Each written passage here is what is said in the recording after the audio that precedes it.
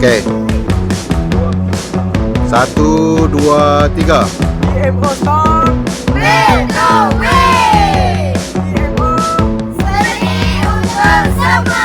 Yeay! Ni kita berjaya ni bahagian mana? Saya tak faham ni. Kata ada kita tak benar ada benar. Sekolah telah menyertai 2 kategori, iaitu kategori A tarian rempaian tradisional dan kategori satu lagi kategori B iaitu tarian etnik trio. Di mana tarian etnik trio kami mempersembahkan tarian canggung daripada rakyat Perlis, dan untuk tarian rempaian tradisional kami mempersembahkan tarian asli Penang dan Johor. Saya pun mari berlatih ni apa pasal? Semangat bang. Ah. Demi anak-anak kita yang sendiri dan last tahun akhir tu. Saya alhamdulillah kita sempat juga menghantar tim tarian Tanah Merah 1 TMO.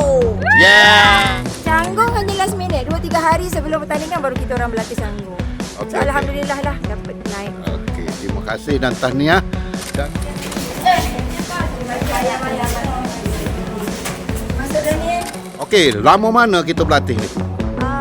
Selama, kalau yang insentif tu seminggu, kalau yang campur sekali dengan yang tak insentif tu selama 2 minggu. Ni awak. Selain daripada happy rasa ke apa? Ada jerit dah tadi? Awak jerit? Jerit berapa jerit? Terharu. Kita tunjuk gigi awak. Okey. Okey, inilah kebanggaan kita kepada sekolah-sekolah kita. Kita ada satu hero Melaya. Awak dikelilingi oleh wanita